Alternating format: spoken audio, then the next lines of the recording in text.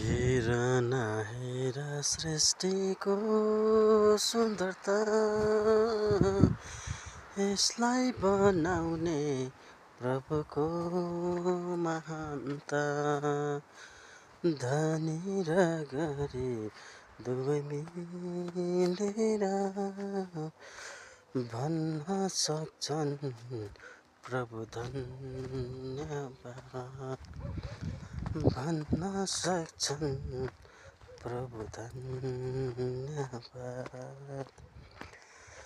खेतका आलीहरू, अन्न र बालीहरू, बादल वृष्टि र बतासहरू,